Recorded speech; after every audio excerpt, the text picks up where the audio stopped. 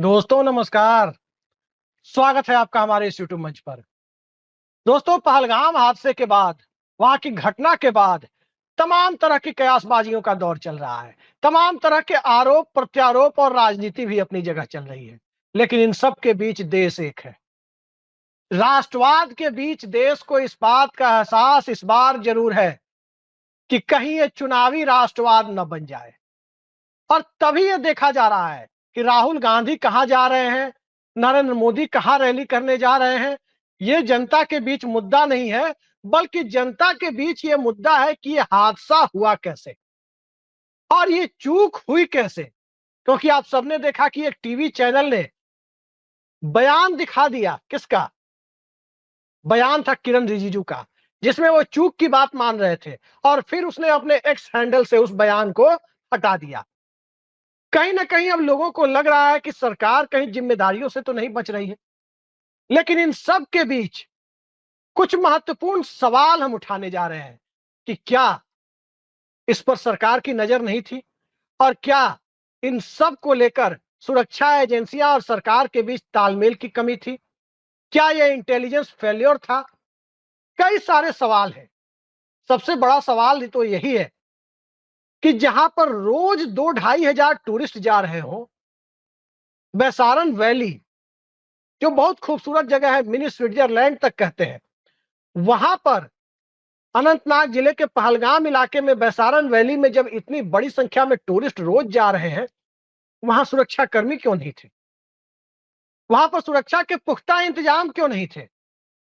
आखिर इतनी निश्चिंतता क्यों थी, जबकि अनंतनाग का पूरा जिला पहले से ही सीमा पार आतंकवाद से प्रभावित रहा है? आखिर इतनी निश्चिंतता के पीछे कारण क्या था? अब तो राज्य सरकार के पास पुलिस प्रशासन भी नहीं है। सब कुछ केंद्र के हाथ में है, क्योंकि जम्मू कश्मीर फिलहाल एक केंद्र शासित प्रदेश है। पूर्ण राज्य बनाने का वादा अभी वादा ही है, हकीकत में बदला नहीं है। तो एक तो ये सवाल है कि जहां 1,500-2,500 लोग रोज जाएं, वहां पर सिक्योरिटी इंतजामात बेहद ही लचर हो, ना के बराबर सिक्योरिटी वाले दिखे।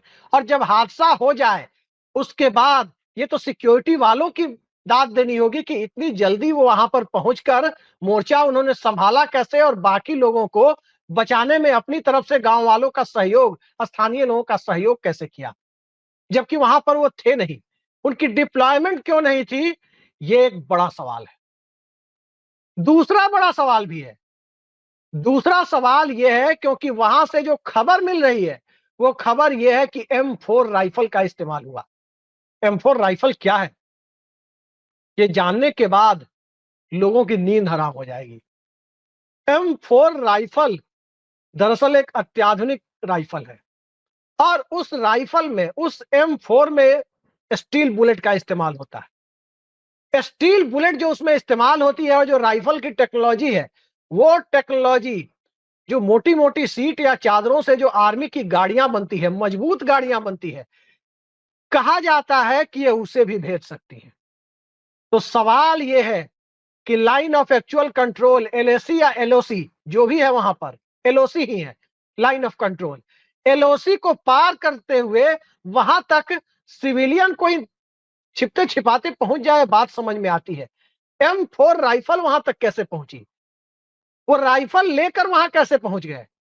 ये एक सवाल है, और इस सवाल का जवाब कहीं ना कहीं लोगों को देना होगा, सत्ता में बैठे हुए लोगों को देना होगा कि ये कारण क्या है कि ये राइफल के साथ लोग वहां पहुंच गए। अब उसके साथ एक और सवाल उठता है।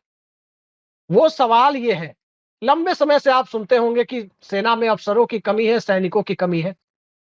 बहुप्रचारित स्कीम आई 4 साल के लिए, फिर 6 साल कर दिया गया, अग्निवीर स्कीम। अग्निवीर स्कीम आने के बावजूद भारतीय सेना में अफसरों की कितनी कमी है, सैनिकों की कितनी कमी है, आपको पता है? और ये मैं नहीं कह रहा, भाजपा सांसद राधा मोहन सिंह की अध्यक्षता वाली रक्षा मंत्रालय की संसदीय स्थायी समिति की रिपोर्ट है। वो रिपोर्ट आप हमारी स्क्रीन पर भी उसका एक हिस्सा देख सकते हैं। उस रिपोर्ट में कहा गया है कि 8,443 अफसरों की कमी है, और 92,410 सैनिकों और अन्य लोगों की कमी है। यानी कुल मिलाकर भारतीय सेना में 1,853 लोगों की कमी है। ये कमी कौन दूर करेगा? ये वैकेंसी कौन निकालेगा? अग्निवीर, जिसका व्यापक विरोध हुआ, सरकार ने इसे एक देश की सीमाओं की सुरक्षा के लिए एक बेहद जरूरी उपक्रम बताया, बावजूद इसके अब तक बहाली क्यों नहीं हुई? इतनी कमियां क्यों हैं? और ध्यान रखिए, ये बात मैं सेना के बारे में कह रहा हूं, पैरामिलिट्री के बारे में, अर्धसैनिक बलों, बीएसएफ वगैरह के बारे में मेरे पास रिपोर्ट नहीं है। अन्यथा वहां भी कमी की बातें लोग कह रहे हैं कि जितने की रिक्वायरमेंट है, जितने पोस्ट खाली है, उसे भरेगा कौन? सोशल मीडिया में ट्रोल आर्मी बनाकर रखी जाएगी, जो दिन भर अनाप शनाप हिंदू मुसलमान शमशान कब्रिस्तान करता रहे, लेकिन जो असली आर्मी है, जो असली पैरामिलिट्री है, उसमें भर्ती नहीं होगी। ये सवाल एक बेहद महत्वपूर्ण सवाल है, और इसी सवाल के साथ एक और सवाल जाकर नत्थी हो जाता है, जिसकी काफी चर्चा आज सुबह से हो रही है। और वो चर्चा इंडियन एक्सप्रेस की एक रिपोर्ट से, जिसे आप स्क्रीन पर हमारे देख सकते हैं। अभी 10-12 दिन पहले भाजपा के एक बहुचर्चित सांसद है, बहुत ही चर्चित है, अनाप शनाप बातें भी लिखते रहते हैं सोशल मीडिया प्रोफाइल्स पर, और बातें भी करते हैं, चीफ जस्टिस को भी कुछ बोल देते हैं। निशिकांत दुबे, निशिकांत दुबे ने 10-12 दिनों पहले कश्मीर वैली में जाकर अपनी मैरिज एनिवर्सरी मनाई, अपनी शादी की 25वीं सालगिरह मनाई। कहा जाता है कि अक्रॉस द पार्टी लाइन कई सारे वीवीआईपी वहां पर थे। अब निशिकांत दुबे की पार्टी थी, तो स्वाभाविक है कि निशिकांत दुबे से पंगा कौन मोल लेगा। भारतीय राजनीति में किसको पड़ी है महुआ मोइत्रा का हस्त्र, सबने देखा है कि कैसे सदस्यता उनकी खत्म कर दी गई, कैसे वो संसद में रोहिणी सिंह और अभिसार शर्मा जैसे पत्रकारों का नाम लेकर अनाप शनाप बोलते रहते हैं, व्यक्तिगत टिप्पणियां चीफ जस्टिस तक कर देते हैं, उनके ऊपर भी, देश के मुख्य न्यायाधीश को भी नहीं बख्शते। पता नहीं इतनी ताकत या इतना नैतिक या अनैतिक बल उन्हें कहां से मिलता है कि ये सब तो करते ही हैं। कश्मीर वैली में जाकर के जब वो अपनी मैरिज एनिवर्सरी मनाते हैं, तो वहां पर सुरक्षा के पुख्ता इंतजाम किए जाते हैं वीवीआईपी को लेकर। मैं ये कतई नहीं कह रहा कि निशिकांत दुबे को कश्मीर में जाकर, गुलमर्ग में जाकर मैरिज एनिवर्सरी मनाने का हक नहीं है। मैं ये भी कतई नहीं कह रहा कि वहां जो वीवीआईपी पहुंचे उन्हें सुरक्षा नहीं दी जानी चाहिए। आखिर जब मोहन भागवत, जो सरकार में किसी पद पर नहीं है, उनकी सुरक्षा में ब्लैक कैट कमांडो और पता नहीं क्या क्या तैनात कर दिए गए हैं, तो भला वहां जो निशिकांत दुबे के साथ जो पार्टी में लोग गए, जो उनकी मैरिज एनिवर्सरी में गए, उन्हें सुरक्षा मिल गई तो कौन सी आफत आ गई? लेकिन सवाल यह है कि यह सुरक्षा उन्हें इस देश के सिविलियन की कीमत पर नहीं मिलनी चाहिए। यह सुरक्षा बैसारन वैली में जहां 1,500-2,000 लोग रोज पहुंच रहे हो, उनकी कीमत पर उन्हें सुरक्षा नहीं दी जानी चाहिए, क्योंकि सुरक्षा कर्मी एक तो वैसे ही पद खाली पड़े हुए हैं, सैनिकों के पद, पैरामिलिट्री के पद, पुलिस के पद खाली पड़े हुए हैं, और उसमें से भी ज्यादातर लोग वीवीआईपी की सुरक्षा में लग जाएंगे, तो टूरिस्टों की सुरक्षा कौन करेगा? नरेंद्र मोदी राहुल गांधी पर आरोप लगा सकते हैं, राहुल गांधी नरेंद्र मोदी पर आरोप लगा सकते हैं। कई सारे महत्वपूर्ण सवाल हैं, जो सवाल अक्सर पूछे जाने चाहिए कि आखिर हो क्या रहा है। ऑफिशियल जो सरकार में जो प्रोटोकॉल बना हुआ है, उसमें नरेंद्र मोदी के बाद नंबर 2 पोजीशन पर रक्षा मंत्री ही है, गृह मंत्री अमित शाह नहीं है। प्रधानमंत्री के बगल में संसद में भी, लोकसभा में भी राजनाथ सिंह ही बैठते हैं। और ऑल पार्टी मीटिंग जब इस मुद्दे पर हो रही थी, ऑल पार्टी मीटिंग को चेयर करने से ज्यादा जरूरी झंझारपुर में रैली को संबोधित करना था क्या, कि प्रधानमंत्री झंझारपुर चले गए, बिहार चले गए, और प्रधानमंत्री ऑल पार्टी मीटिंग में नहीं पहुंचे? क्या ऑल पार्टी मीटिंग में जो सवाल उठाए जाते, उन सवालों से प्रधानमंत्री को दिक्कत थी? कई सारे इसके साथ साथ जो जुड़े हुए सवाल हैं, वो लोगों को कहीं ना कहीं पीड़ित कर रहे हैं। लेकिन इन सबसे बड़ा सवाल वो ये है कि उस इलाके में सीआरपीएफ को क्यों हटाया गया था। वहां सीआरपीएफ पहले हुआ करती थी, लेकिन सीआरपीएफ को हटाया गया। और ये रिपोर्ट हमारी स्क्रीन पर आप द एशियन एज अखबार की रिपोर्ट देख सकते हैं, 2 पत्रकारों ने की है। पूरी रिपोर्ट में उन्होंने बताया है कि वहां पर सीआरपीएफ उस पिकनिक स्पॉट पर हुआ करती थी, किसके कहने पर सीआरपीएफ को हटाया गया, और इसी गलती से इतना बड़ा हादसा हुआ है, इतनी बड़ी घटना हुई है। सीआरपीएफ को हटाने के पहले कहीं से जब सीआरपीएफ या कोई भी पैरामिलिट्री, कोई भी अर्धसैनिक बलों को जब हटाया जाता है, कोई भी रिजर्व पुलिस फोर्स को जब हटाया जाता है या फोर्स को ही हटाया जाता है, सेना के इनपुट होते हैं, आईबी के इनपुट होंगे, पॉलिटिकल कारण होंगे। कौन सा कारण था कि सीआरपीएफ को बैसारन वैली से हटाया गया? अगर सीआरपीएफ वहां होती तो यह घटना नहीं होती। चाहे कोई M4 लेकर आए, चाहे M10 लेकर आए, कोई भी राइफल लेकर के आए, सुरक्षा कर्मी हमारे देश के इतने जाबाज सुरक्षा कर्मी हैं, जब साधन नहीं थे तब भी वो पाकिस्तान के साथ 65 में, चीन के साथ 62 में, जब उतने संसाधन नहीं थे, तुरंत तुरंत आजादी मिली थी, तब भी लड़ गए थे। और हमारे सीआरपीएफ के जवान वहां पर होते तो ये बात दावे के साथ कही जा सकती है कि किसी भी चरमपंथी आतंकवादी की ये हिम्मत नहीं थी कि बॉर्डर क्रॉस करने के बाद बैसारन वैली तक वहां पर हमारे पर्यटकों को, सैलानियों को तंग करने के लिए पहुंच जाए। किसी का असेसमेंट, किसी का अनुमान, किसी का रिपोर्ट, वो गड़बड़ तो जरूर हुआ होगा जिस वजह से सीआरपीएफ को वहां से हटाया गया। ये सारे सवाल सरकार को अब इसका जवाब देना होगा कि एक प्रधानमंत्री की रैली होती है, बिहार में लोग तंबाकू खैनी जिसे बोलते हैं, सुरती सुरती खाने वाले लोग, खैनी का डब्बा उनके पॉकेट में है तो भीड़ में जाने वाले लोगों से खाली करा लिया जाता है कि नहीं नहीं, आप खैनी का, सुरती का डब्बा लेके नहीं जा सकते। काले कपड़े कई बार देखा गया कि पहन कर नहीं जा सकते कि कहीं कोई काला कपड़ा लहरा के विरोध न कर दे। लेकिन यहां पर 1,500-2,000 लोग एक सेंसिटिव जगह पर, एक खूबसूरत पर्यटक स्थल पर, जहां राज्य के आम लोगों की अर्थव्यवस्था का बहुत बड़ा आधार पर्यटन है, वहां पर सीआरपीएफ को हटाया गया। इसकी जिम्मेदारी कौन लेगा? स्वाभाविक है सीआरपीएफ के लोगों ने खुद से तो फैसला लिया नहीं होगा। मुझे नहीं पता कि ऐसे फैसले कैसे लिए जाते हैं।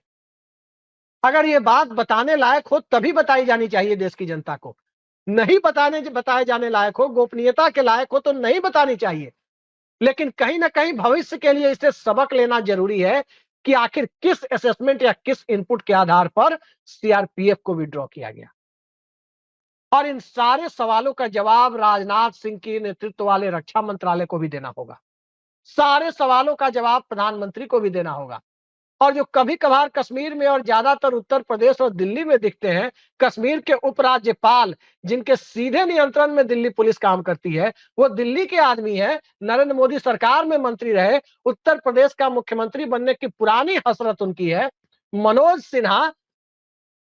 सिन्हा साहब को भी बताना होगा कि गाजीपुर महत्वपूर्ण है फिलहाल उनके लिए, जहां से वो सांसद बनकर मंत्री बने थे, या उनके लिए दिल्ली महत्वपूर्ण है, या उनके लिए अभी फिलहाल जो जिम्मेदारी भारत सरकार ने दी है वो महत्वपूर्ण है। क्योंकि पूरे देश को यह देखकर बहुत अचरज हुआ था कि जैसे ही पहलगाम के बैसारन वैली की घटना, जिसमें 27 या 28 लोग मारे गए, टूरिस्ट मारे गए, उस हादसे की खबर जैसे ही मिली, दिल्ली से गृह मंत्री रवाना हुए और गृह मंत्री के पीछे पीछे फ्लाइट में चढ़ रहे थे मनोज सिन्हा। लोगों को देखकर बड़ा आश्चर्य हुआ कि भाई ये वहां के लेफ्टिनेंट गवर्नर है या दिल्ली में बैठे हुए कोई, दिल्ली में भारत सरकार के गृह राज्य मंत्री तो नहीं है ये कि गृह मंत्री के पीछे पीछे वो चढ़ रहे थे फ्लाइट में। ये देखकर लोगों को बड़ा आश्चर्य हो रहा था।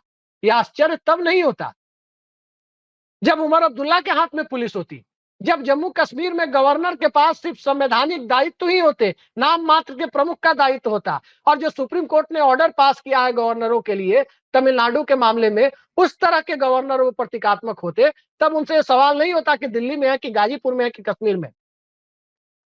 सवाल जब आप पुलिस प्रशासन के इमीडिएट बॉस बनकर बैठे हुए हैं, गृह मंत्रालय और राज्य की पुलिस के बीच कड़ी के तौर पर काम कर रहे हैं, केंद्र शासित प्रदेश होने के नाते, तो मनोज सिन्हा जी, आपका गृह मंत्री के पीछे पीछे फ्लाइट में चढ़ना ये लोगों को जरूर नागवार लगा। और आज इन सब सवालों का जवाब, ताकि भविष्य में ऐसी घटना को कोई अंजाम न दे पाए, ये ज्यादा महत्वपूर्ण है, बजाय इसके कि जो सोशल मीडिया पे चल रहा है, सिंधु समझौता भारत ने स्थगित कर दिया, वाटर ट्रीटी, और उसके साथ साथ पाकिस्तान ने शिमला समझौता स्थगित कर दिया। शिमला समझौता स्थगित करने से पाकिस्तान को क्या मिला? और सिंधु समझौता स्थगित करने से कहीं का फुटेज सोशल मीडिया में दिखा दिया जाए, देखो पानी रोक लिया गया। क्या सिंधु नदी का पानी कोई प्लाई बोर्ड लगा के रोक लेगा क्या, कि पानी में प्लाई बोर्ड गिरा दिया गया, पानी रुक गया? क्या किसी तालाब का पानी है? सिंधु नदी का एक पूरा रिवर सिस्टम है। सिंधु है, 5 बड़ी नदियां हैं, जेसीआरबीएस जिसे शॉर्ट में कहते हैं, झेलम, चिनाब, रावी, ब्यास, सतलज। उसके अलावा कई छोटी छोटी नदियां हैं जिस पर run of the river project Bharat में चल रहे हैं। पानी आप कैसे रोक सकते हैं? पानी रोक के ले कहां जाएंगे? ये जनता को मूर्ख बनाने वाली बात की मैंने स्थगित कर दिया। हवा और पानी, सरकार दिल्ली में कागज से दस्तखत कर दे कि हमने रोक लिया, तो क्या वो रोक लेंगे? तो कल को कहीं पता चले सुनामी आ रही है और नरेंद्र मोदी की कैबिनेट कह दे कि नहीं नहीं हमने रोक दिया, स्थगित कर दिया है सुनामी को, तो क्या सुनामी रुक जाएगी? क्या चीन ने ब्रह्मपुत्र की धारा मोड़ दी? क्या संभव है कि जो स्लोप है, जो ग्रेविटी है, जो फिजिक्स के नियम है, उसको बदल दे कोई? तो ये सारी बात आप सुनते रहिए। सोशल मीडिया में लोगों को, जिन्हें कुछ पता नहीं है, उनको मूर्ख बनाने के लिए बहुत अच्छा टूल है। लेकिन पर्यटकों की सुरक्षा और आइंदा ऐसी घटना ना हो, इसके लिए दिल्ली क्या कर रही है, ये जवाब आज की तारीख में ज्यादा महत्वपूर्ण है। और कैसे इसका जवाब दिया जाएगा, कैसे पाकिस्तान को सबक सिखाया जाएगा, कैसे सीमा पार से प्रायोजित आतंकवाद को रोका जाएगा, इसका क्या जवाब है? कि 28 मार दिए तो 28 के बदले आपने वहां 56 मार दिए, यही सॉल्यूशन है? 56 मार करके तात्कालिक तौर पर राहत मिल सकती है और जवाब देना चाहिए कि जो लोग दोषी हैं उनको पकड़ के मारा जाए। लेकिन समस्या के समाधान की तरफ कौन आगे बढ़ेगा? सरकार बढ़ेगी। सुरक्षा कौन देगी? सरकार देगी। इंटेलिजेंस को मजबूत करने का काम कौन करेगी? सरकार करेगी। और कश्मीर में अमन चैन की बहाली का रास्ता कौन साफ करेगी? चाहे ट्रैक 1 डिप्लोमेसी के माध्यम से हो, चाहे ट्रैक 2 डिप्लोमेसी के माध्यम से हो, वो सरकार करेगी। किस मंत्र के आधार पे करेगी? वही मंत्र जो अटल बिहारी वाजपेयी ने कश्मीर में शेरे कश्मीर स्टेडियम से तकरीबन 23 साल पहले दिया था। इंसानियत, जमहूरियत और कश्मीरियत, इसी के साथ कश्मीर में अमन चैन की बहाली कराई जा सकती है। लेकिन जो मौजूद सवाल है जो मैंने उठाए हैं, सरकार उस पर कब तक अपनी स्थिति साफ करेगी, ये देखा जाना बाकी है। आज के लिए इतना ही। नमस्कार।